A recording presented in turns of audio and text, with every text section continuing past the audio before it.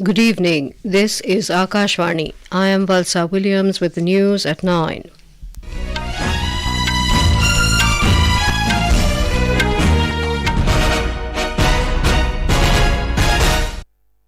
The headlines. Prime Minister Narendra Modi launches 37 development projects worth around 20,000 crore rupees in Varanasi. Also flags off Varanasi-New Delhi Vande Bharat Express train. 45 MPs of Rajya Sabha and 33 of Lok Sabha belonging to opposition parties suspended from the House for unruly behaviour. Parliament passes Post Office Bill, Jammu and Kashmir Reorganisation Second Amendment Bill and the Government of Union Territories Amendment Bill 2023. National Investigation Agency raids 19 locations across 4 states. 8 operatives of banned terror outfit Islamic State arrested. Heavy rain in Tamil Nadu disrupts normal life. Rail and road transport services severely hit.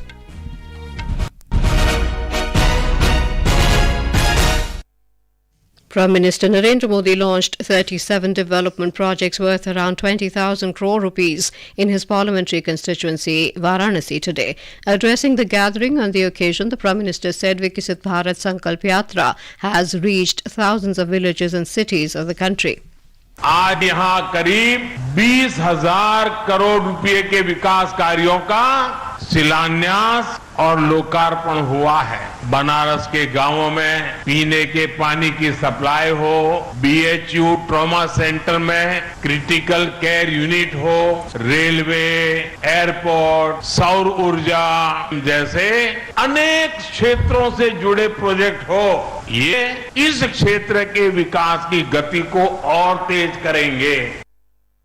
Mr. Modi said development of women, youth, farmers and poor people is essential for a developed India. He said the government is making all efforts to give benefits of welfare schemes to every beneficiary through Viksit Bharat Sankalp Yatra.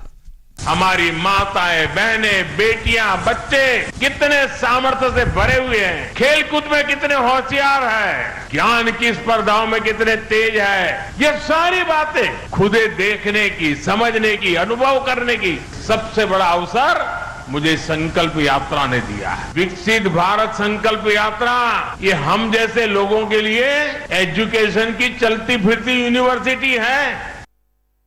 The Prime Minister also flagged off the Varanasi-New Delhi Vande Bharat Express train, Dohri Ghat Mao MEMU train and a pair of long-haul goods trains at the newly inaugurated dedicated freight corridor. He also flagged off the 10,000th locomotive made by Banaras Locomotive Works. Earlier, the Prime Minister inaugurated the Swarved Temple in Varanasi this morning. A total of 45 MPs from the Rajya Sabha and 33 MPs of the Lok Sabha belonging to opposition parties were suspended for their unruly behaviour and disturbing the proceedings in both houses of parliament today.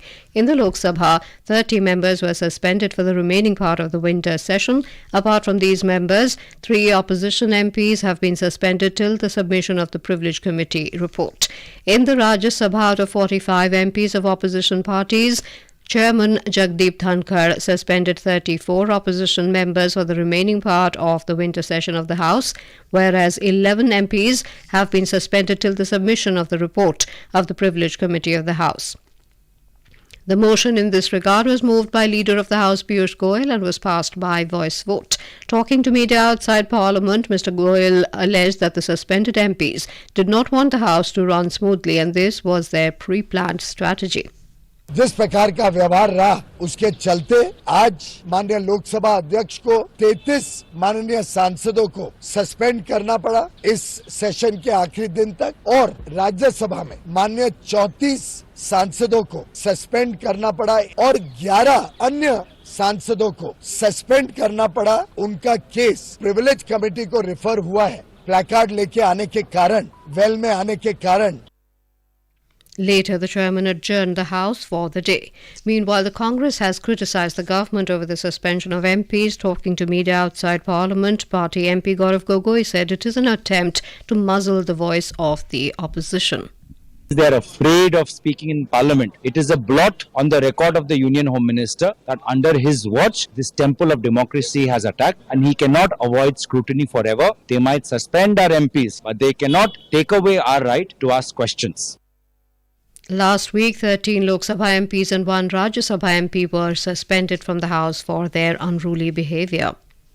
Parliament today passed the Jammu and Kashmir Reorganisation Second Amendment Bill 2023 and the Government of Union Territories Amendment Bill 2023, with the Rajya Sabha passing it by voice vote amid opposition's sloganeering. Both legislations were passed by the Lok Sabha last week.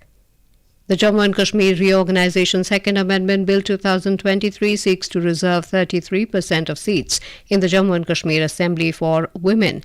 The Government of Union Territories Amendment Bill 2023 seeks to reserve 33% of seats in the Puducherry Assembly for women. Parliament also passed the Post Office Bill 2023, with the Lok Sabha approving it today amid din. According to the provisions of the bill, the Director General of Postal Services will be appointed to head the India Post. The bill provides that the government may intercept an article transmitted through India Post on specified grounds, including security of the state and public order. President Draupadi Murmu attended the 69th convocation of IIT Kharagpur in West Bengal today. The president conferred senior degrees to eminent members of the educational institution. Speaking on the occasion, the president said IIT Kharagpur is the incubation center of talent and technology. The centre today asked states and UTs to maintain constant vigil amid a rise in COVID-19 cases and the detection of the first case of the new JN.1 subvariant in the country. In a letter to states, Union Health Secretary Sudhanshu Pant underlined that due to consistent and collaborative actions between the centre and state governments, the country has been able to sustain the COVID-19 trajectory at sustainable low rates. The country's first case of COVID-19 subvariant JN.1 was detected in Kerala recently. Delhi Chief Minister Arvind Kejriwal has been summoned again by the Enforcement Directorate for further questioning related to the Delhi excise policy case. Sources said the agency has asked him to appear on the 21st of this month. Mr. Kejriwal was first called by the investigation agency to appear on the 2nd of November, but the AAP convener had skipped it, alleging it as illegal and politically motivated. The Archaeological Survey of India today submitted a survey report on the Gyanvapi Mosque under sealed cover in the Varanasi District Court. The report was presented following a meticulous 92-day scientific survey of the Gyanvapi Mosque complex. The next hearing in the case has been scheduled for the 21st of this month. This is Akashvani giving you the news. For quick news updates round the clock, follow us on our Twitter handle at AIR News Alerts. We are here, an integral part of the sky. With bravery and passion, we represent commitment and patriotism, strong and flying high. Join the Indian Air Force. The Indian Air Force is now accepting applications for officers. Registration start date from December 1 to December 30th. For more information, log on to www.careerindianairforce.cdac.in. Welcome back to the news at 9. The National Investigation Agency NIA today raided 19 locations across 4 states and arrested 8 operatives of the banned terror outfit the Islamic State's Ballari module, including its leader Minaz.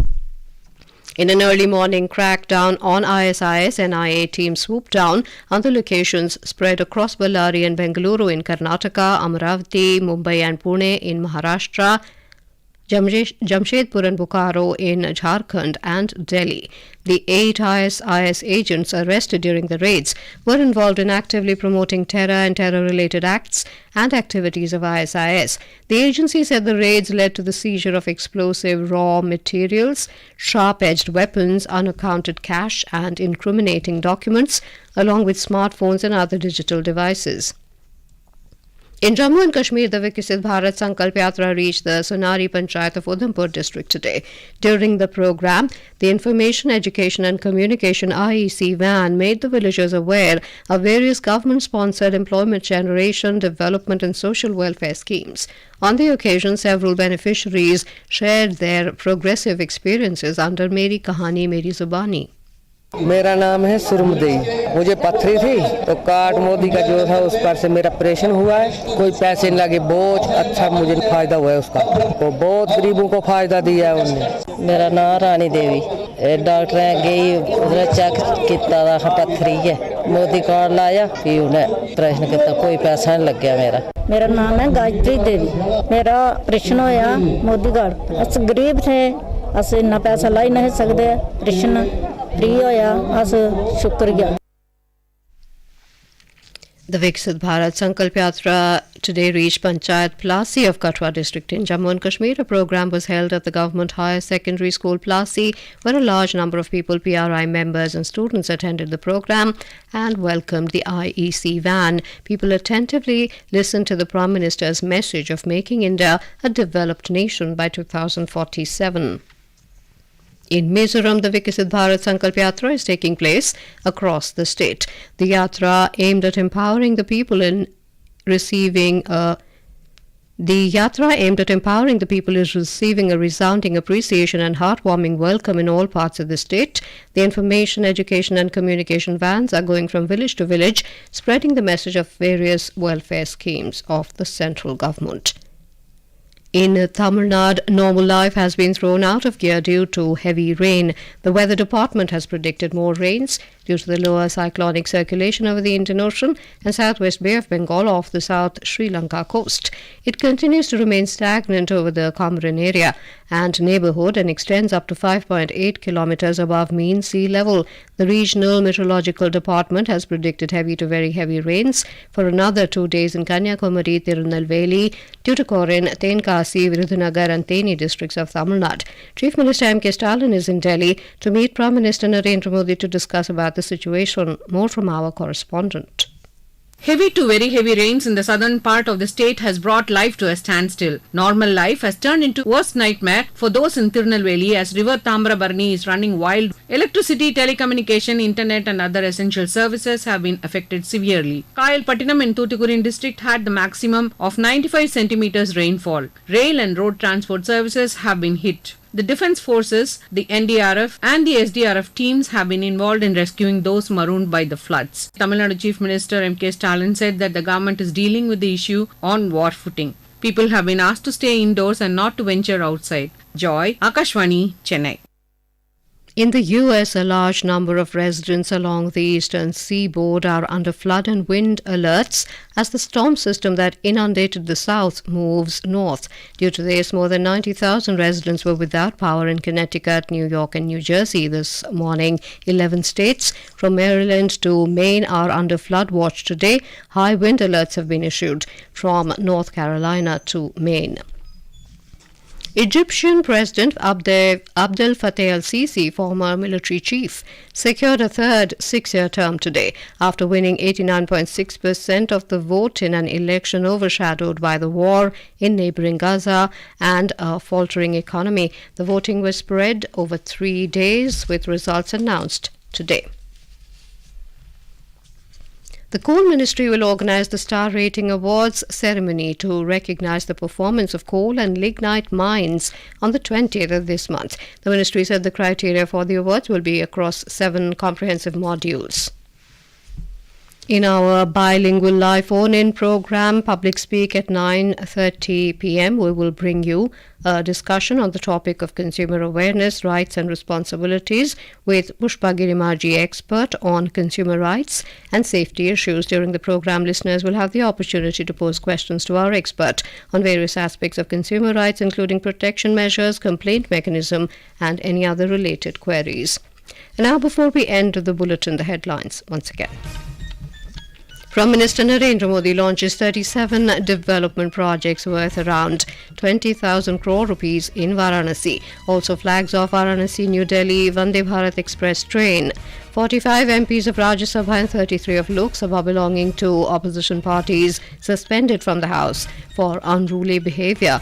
Parliament passes Post Office Bill, Jammu and Kashmir Reorganisation Second Amendment Bill and the Government of Union Territories Amendment Bill 2023.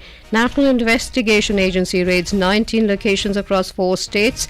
8 operatives of banned terror outfit Islamic State arrested. Heavy rain in Tamil Nadu disrupts normal life. Rail and road transport services severely hit. That is all in the news at 9. Good night.